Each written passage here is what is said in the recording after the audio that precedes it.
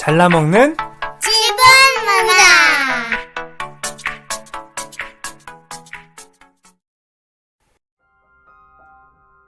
안녕하세요. 잘라먹는 7분 문학의 시뮬리에 뇌아풍입니다. 오늘의 시 윤동주의 십자가를 함께 상상해 보겠습니다. 우선 여러분이 시를 음미하며 충분히 상상해 보시죠.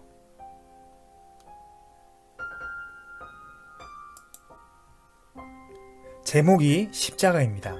꼭 기독교가 아니더라도 모두가 알고 있는 단어이기에 상상 또는 해석할 여지가 충분히 있습니다. 십자가를 진다라는 말을 쓰지 않습니까? 남을 위해 희생한다는 뜻이죠. 조금 더 구체적인 상상을 위해서 더 깊은 기독교적인 해석도 곁들입니다. 죄 없는 예수가 죄인으로 몰려서 십자가를 지는 죽음을 받아들이고 고통받다 죽었습니다. 온 인류를 구하기 위한 일이었죠. 십자가형이 굉장히 잔인하고 고통스러운 형벌이었다고 합니다. 그런 것을 생각해 볼 때 십자가는 고통스럽지만 숭고한 희생을 뜻하게 되죠. 이러한 이야기와 이미지를 가지고 시를 상상해 보도록 하죠. 쫓아오던 햇빛인데 지금 교회당 꼭대기 십자가에 걸렸습니다. 쫓아오던 햇빛이랍니다. 햇빛이 나를 쫓아온다? 그럼 나는 도망가는 듯한 그런 모양새가 되죠. 아마 나는 햇빛이 내 몸에 닿는 것이 싫었던가 봅니다. 그 밝은 빛 속에서 나의 무언가가 드러나는 것이 싫거나 그것이 아니면 햇빛 자체를 감당할 수 없는 마음이 들었을지도 모릅니다. 그런데 그 햇빛이 지금 교회당, 교회당은 교회를 이르는 옛말이죠. 그 꼭대기에 십자가에 걸려 있답니다. 스포트라이트처럼 주위와 세상은 어두운데 빛을 받은 십자가는 환하게 빛나고 있습니다. 무언가 신성해 보이고 순결해 보입니다. 시적 화자인 나는 이제 도망치는 것을 포기하고 우두커니 그것을 바라보고 있는 상태네요. 왜 이러는 걸까요? 이어서 보시죠. 첨탑이 저렇게도 높은데 어떻게 올라갈 수 있을까요? 첨탑, 뾰족하게 무언가를 올려놓기 위해 만든 탑입니다. 여기서는 십자가를 올리기 위해 세운 첨탑이죠. 그 탑 위에 있는 십자가에 내 시선은 머물러 있습니다. 그리고 그것을 보며 이렇게 이야기하죠. 와, 저렇게 높은데 어떻게 저기까지 올라간 거지?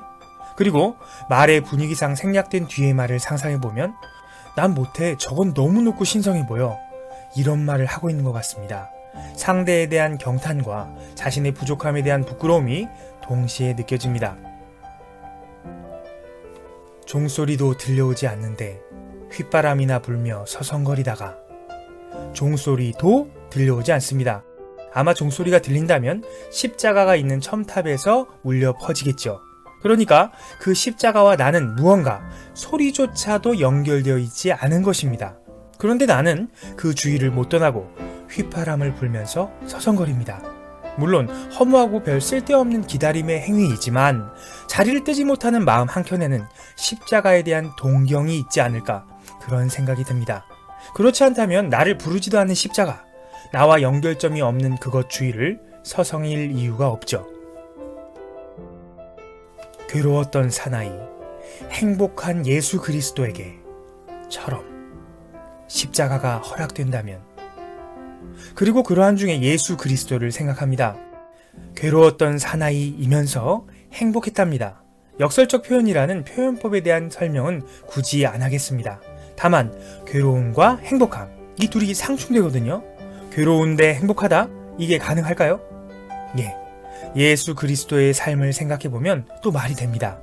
십자가에 박히면서 너무 외롭고 괴롭고 아팠지만 그것은 인류를 위한 사랑의 행위였죠. 사랑의 행위. 내가 이렇게 아프지만 내 아픔으로 너희를 살릴 수 있다면 나는 행복해. 그런 이야기를 십자가에서 또 예수 그리스도에게서 찾을 수 있다면 어떻습니까? 괴롭지만 행복한 것이 말이 되죠. 그리고 행복한 예수 그리스도에게 하고서 행을 바꿔서 처럼만 한 행에 썼습니다. 천천히 음미하면서 깊게 읽게 됩니다. 어렵게 각오하고 말을 이어나가는 것 같지 않나요? 그리고 십자가가 허락된다면 누구에게 허락되는 것일까요? 예, 나에게 허락된다면 하고 가정하고 있습니다. 그 다음 면을 보시죠. 모가지를 들이우고 꽃처럼 피어나는 피를 어두워가는 하늘 밑에 조용히 흘리겠습니다. 모가지, 동물에게 쓰는 표현이죠. 시의 분위기로 볼 때 속된 욕 같은 표현은 절대 아닌 것 같고요. 왠지 순결하고 어린 동물의 모습 같습니다. 꽃처럼 피어나는 피, 아름다운 희생이네요.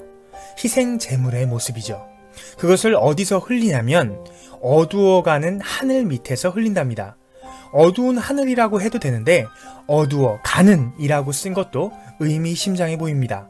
아마도 지금 시적 화자가 생각하는 주위 상황이 어두워져 가는, 그러니까 더욱 힘겨워지고 있는 상황인가 봅니다. 그 상황 속에서 피를 조용히 생색내지 않고 그저 담담하게 그러한 고통과 희생을 받아들이겠다고 결단하면서 시가 끝나고 있습니다. 자, 시를 다시 봅니다.